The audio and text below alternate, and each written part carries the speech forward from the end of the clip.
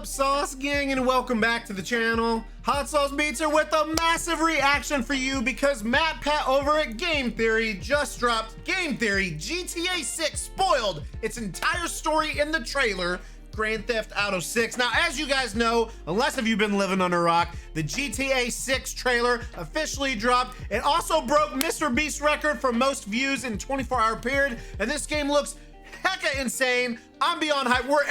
Everyone and their mom will be playing this game, and I'm super stoked to see what Matt Pat and his team over at Game Theory have to say about it. But before we jump in this, fam, I want you guys to know we are less than 2K subs away from hitting 100,000 subs, and we're trying to get there before Christmas. So if you haven't yet, please smash that subscribe button and join the Sauce Gang family. But enough talking, let's get to reacting and roll that bomb-ass intro. Hot Sauce Beats is finally here. Hot Sauce Beats is finally here. Eat, sleep, make beats. Eat, sleep, make beats. Hot Sauce Beats. Woo, woo. Oh, let's learn about the most family-friendly game, GTA 6, baby. Come on. 6 is finally here. Or at least the first trailer is. And man, does this game look incredible. But let me tell you, in just these 90 seconds, I believe that Rockstar has given us enough information to predict the entire 30+ hour plot of this game. Oh. Don't believe me? Just give me the next couple of minutes. I'm gonna prove to you that I know the plot a full 2 years before this game actually releases. Reals. And it comes out next year, right? In a year? Hello, Internet. Welcome to Game Theory. Where, if this is our standard, or is it for goodness, 2025? no wonder this country's screwed. And who would have thought that after this insane year of gaming, we'd go out on such a huge bang? It's like Rockstar saw the successes of Tears of the Kingdom, Baldur's Gate 3, Spider-Man 2, and just said, hold my Mountain Dew. It's not even a game release. Here's this a thing's trailer. a trailer, and the Internet just up and forgot about all those actual games and is now obsessed with analyzing this Rockstar trailer frame by frame to learn everything they can about GTA 6. And so when people start analyzing things frame by frame, we had to get in on that action. I mean, it is kind of what we're known for over here. No, hello neighbor. No, down. Bad boy. Bad. No, bad not neighbor. your turn. Bad. So I sat down and looked at every picture, every line of dialogue, every possible detail to see what I could learn about this newly anticipated game. And I was shocked that despite only having 33 words spoken in the entire trailer, the game's whole plot was laid out bare in front of us. Our lead character's story has already been foretold. A story of drama, passion, and ultimately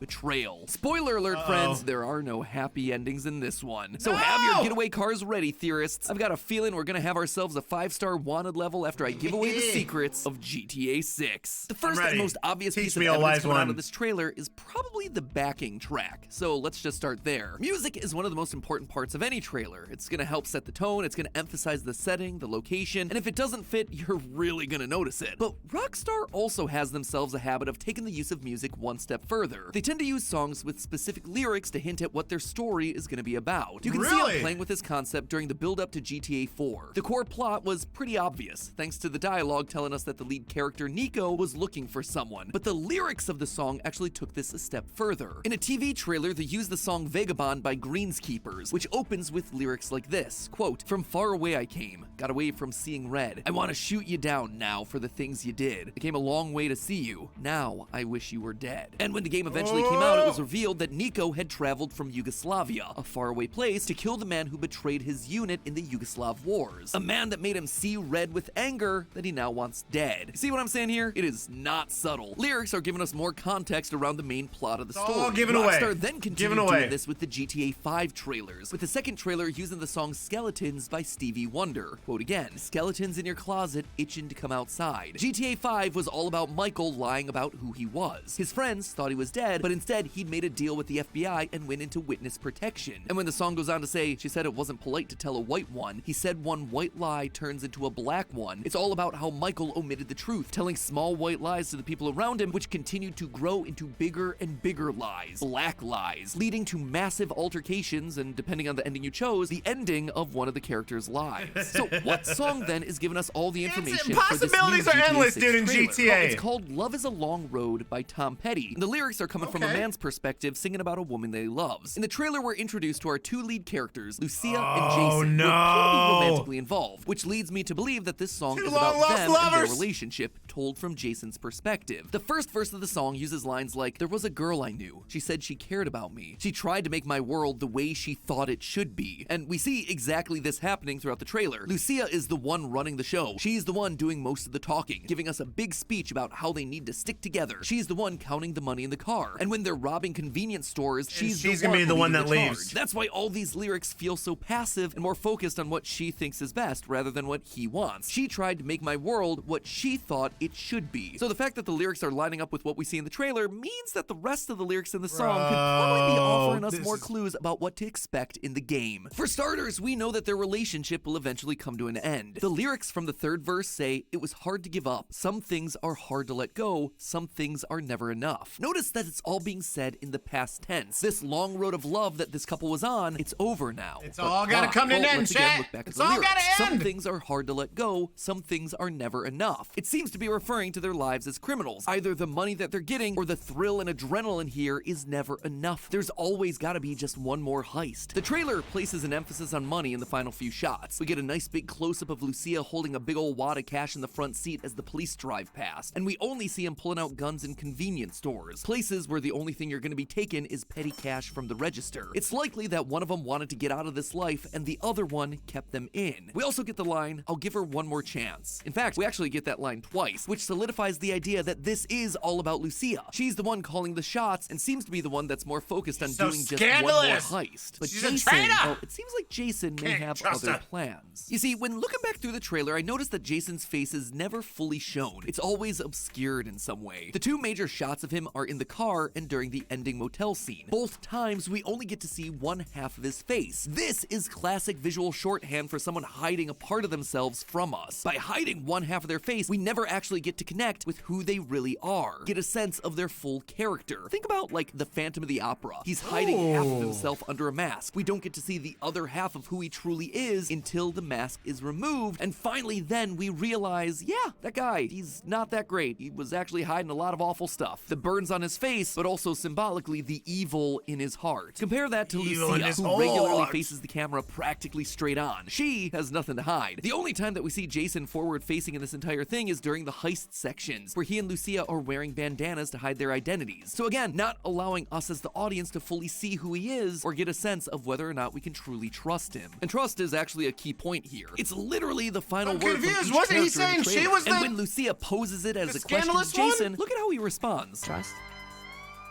Trust. He's nervous throughout the trailer. In the car scene, when the police drive by, he looks panicked. But Lucia, she doesn't react that way. She's got a more neutral expression. She's enjoying this. This isn't her first rodeo. Then again, presumably it wouldn't be Jason's either, so why is he so nervous? What secret is he trying to hide? Does he not want to be in this? Well, before we get to the games that Jason is playing, let's talk about the games that us theorists are playing. The sponsor of today's episode, Watcher of Realms. It was us versus Jay Schlatt and his followers to see who could beat the most levels, and you guys, you guys showed up. Just look at those scores. You completely with the real boss. Let's go, chat. It's you. You get it? You're the boss. Who's the boss? You're the boss. Link is down in the description, or you can scan the QR code on today. You can also join a job last. Okay, watch powerful plan. What I mean is acting a little bit shady. There were a number of people who took to Reddit to write up their own very compelling theories as to what's going on with Jason. So I thought we should probably talk about those theories in a mini Morty. Gonna talk about a popular theory for a minute. That's why we call it a mini Morty. The overwhelming majority of theories that I saw circulating online were claiming that Jason's worried about getting caught by Lucia because he's an undercover cop, one that was assigned to get close to Lucia in order to take her down from the inside. But while on this mission, he begins to fall in love with her. If we go back to the Tom Petty lyrics, she's changed his world, and that's why love feels like a tough and long road, because he's fighting with himself as to whether he follows his orders. Bro, I or his misread heart. And during the this! events I of the game, misread he's this! eventually gonna snap as Lucia continues to push for more and more, ultimately pushing him into something that he doesn't want to Life do, of crime. crossing his moral boundaries. Now, all of that might seem like a bit of a stretch, but there is more evidence here. Firstly, user Willie points out that if you look real close on that second to last shot of Jason, you can see 2 small holes in his ears. Those are earring holes, and it seems weird that he wouldn't be wearing them, which leads to the idea that he might have gotten rid of those in order to go undercover. His haircut also raised some suspicion because, as user God Garbage puts it, Jason really does have that cop haircut too if you think about it. User Jojo Reddit also points out that during the trailer we see a body cam shot from a white police officer, presumably Jason's body cam footage. And this is just my observations, but it's also worth pointing out that GTA 6 began development all the way back in 2014, a year where the media landscape was shaken by the passing of Paul Walker, the co-star of the Fast and Furious franchise. Now, Paul Walker's character Brian was an undercover cop that got romantically involved with a member of the gang that he was investigating. Couple of the movies suck, but seems like Rockstar might have 07's taken for Paul some Walker, chat. inspiration Rest in for peace. Jason there. But for as compelling as that argument might seem, there are plenty of holes here that I should probably point out. First of all, the body cam footage from the white police officer, well, I definitely like that as evidence. The idea that this is actually POV footage from Jason, yeah, it's a little bit shaky. If you look closely, you can actually see the officer's forearms are incredibly smooth. But when you take a look at Jason, he is not incredibly smooth. In fact, quite the opposite. He is a hairy boy. In the motel scene, we actually see him with his shirt off and his chest is covered in hair. And sure enough, in the next shot, we see Jason's arms in full view, and they are indeed incredibly hairy. Something about Jason doesn't exactly scream manscaping to me, so those arms in the body cam footage, probably not his. As for Jason's chosen haircut, the game takes place in the state of Leonida, the game's version of Florida, specifically in the city of Vice, which is meant to be a parallel of Miami. Looking at the Miami Police Department's guidelines around appropriate haircuts, the code states that, quote, the maximum extension of hair that's combed outward shall be no more than 2 inches. In addition, the hair on the side of the head shall be gradually tapered. Sounds pretty one-to-one with what our man Jason is rocking, except here again, there's a catch. If he's supposed to be undercover, then police are actually encouraged to break their own rules. The guidance is very clear that undercover cops are exempt from all these rules, because guess what? They don't want them to look like a cop. Makes sense. The guidelines also have something to say about piercings as well. Quote again, earrings of the small post type that do not hang below the earlobe may be worn by civilian female employees. That's right, male officers from Miami aren't allowed to wear earrings, which means that the idea that he's missing them in these shots because he's gone undercover is actually getting the whole thing backwards. Much like the haircut, he would more realistically have gained earrings as a part of his cover, not lost them. All of this is to say, I have my ears pierced,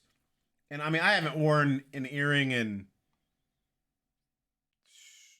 I don't even know, 15 years or so? I don't know. That while I really like the idea of him being an undercover agent, sadly, the evidence just doesn't really stack up. I suppose he could still be helping the cops as an informant rather than being an actual police officer, which would explain away things like the haircut and the earrings, but I have myself a different solution. While we've all been busy analyzing what's up with Jason in the trailer, I think it's all a red herring. I still believe the song is Jason's story, but I also think it's distracting us away from the real betrayal that's gonna happen in this game. And it all comes down to this screenshot right here. That symbol in the background, that's the state seal of Leonida. And it's very similar to the seal of Florida, you know, the place that Leonida's based on. The Florida seal depicts sable trees, the state tree, a Seminole woman spreading flowers, and a steamboat sailing before the sun breaks over the horizon. The Seminole woman is there to represent the indigenous people that lived there when European settlers arrived, with the flowers being spread representing the harmony between them as well as the prosperous land. The sable trees represent prosperity and economic success. The steamboat is a callback to the transportation advancements that the state made back in the 1800s, and the sun rays are there because the state shines proudly. The point of all of this is that these symbols aren't just there as pretty pictures, they have a meaning. So then, what's the state seal of Leonida trying to tell us? Well, in the seal, we also get the sunshine rays, the steamboat, and the palm tree, connecting it back to the Florida seal that this is based on. But there are also a few key differences. First, let's talk about the woman. Unlike in the Florida seal, where she's looking to the earth and spreading flowers and prosperity to the land, in GTA 6, we have a woman in a red dress looking off into the distance, longing for something beyond the land that she's currently standing on. This would match what we were saying about Lucia earlier in the video. She's longing for something more. Things are never enough for her. It's always going to be just one more heist, one more payday, and then they're going to be able to leave this place and start a new life. But then take a look at the rest of the image. There's a snake hanging from a tree behind her. A snake in a tree is always going to be symbolic of one thing, the Garden of Eden, where Satan took the form of a snake and tricked Eve into eating from the tree of knowledge. This then leads to the original betrayal, where the woman Eve betrays Adam, leaving the couple to get tree yeeted out of the Garden of Eden by God. Snake in Yeet. tree equals deception, Yeet. lies being whispered into the woman's ear, promising her good things that'll actually lead to tragedy and downfall. Maybe we were The woman right in the earlier seal on, wearing chat. red is also interesting. Red is symbolic of anger. It's symbolic of evil. It's symbolic of temptation. Remember that scene in The Matrix where Neo sees a woman in red, but then he looks back at her and it's suddenly an agent pointing a gun at him? It's evil hiding in plain sight. It's betrayal. There's also the classic biblical example of a woman wearing red, the Whore of Babylon. She's a personification of the city's rulers that have fallen to corruption. Red is corrupt. So really, every way to Sunday, this seal is trying to tell us that the woman here is a betrayer. She's wearing red, she's looking out into the distance to get away, and she's being tempted by a snake. That woman, I suspect, is Lucia. Think about what we see of her throughout the trailer. She starts off in a prison meeting with a counselor, but the next thing we know, she's out on parole with an ankle bracelet. I would bet that they offered her a chance to get out, maybe to even have a chance at a clean record and to start a new life, so long as she helps take down the gang that she works with. Lucia took a plea deal from the police. She made a deal with the devil. One of so to them speak, are and so she'll be the corrupted. That's one what to we're talking about. ultimately One of them betray screwing the other one Jason, over. just like Eve did in Eden. Take one last look at that seal, though. Notice anything else that's different from Florida's? Right there. Crocodile? That right there's an alligator attacking someone, which at first might just seem like, yeah, obviously there's an alligator. We're talking about Florida. But I wouldn't be so quick to jump to that conclusion. If the woman in red is meant to represent Lucia, then the person in white standing next to her must represent the person that's closest to her, Jason. Him wearing white is a symbol of his innocence in this whole thing. And the fact that he's being attacked by an alligator in the seal is symbolic of him being sacrificed. He is literally being fed to the wolves, or I suppose the alligators. She's It's giving him her to the turning cops. a loved So we one were to the right police, earlier a on. You betrayal can't for trust her her. own self-preservation. She's She's the one scandalous. left standing while he's literally getting eaten alive. A man who, remember, based on how he looks throughout the trailer, doesn't want to be there. He's the innocent in this. He's just following her lead. Again, think about the lyrics to the Tom Petty song. She said she cared about me. She said she cared, but did she really? No, it was all an act. So then, does Lucia get off scot-free? Nope. Remember, again, the symbolism that we're talking about here. Eve listens to the devil, Satan, the snake in the tree that's feeding her lies. The snake gets her to betray Adam, sure, but they both wind up suffering the consequences. They both lose. And I suspect that that's going to apply to Lucia here. She listens to the cops. She betrays Jason thinking that it's going to be the thing that gets her off, gets her to escape to a better life, but it's going to backfire. She's going to be taken down too. That's why she's left on the shore longing for a new life, but never actually getting one. She's stranded. In the end, she chooses to work with a snake, but just like we see on the seal, that snake choose is ready you. to bite. Am I right? Am I wrong? I guess we'll see I love in it. 2 years. But hey,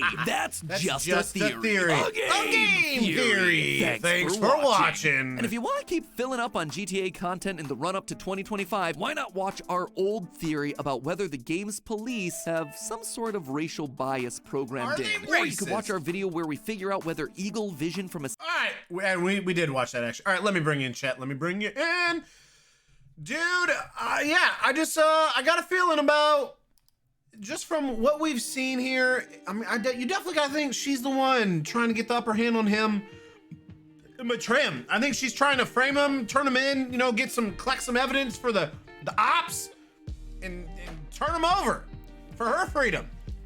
And I love how he broke down that state seal, and it really matches. I think it's a compelling story.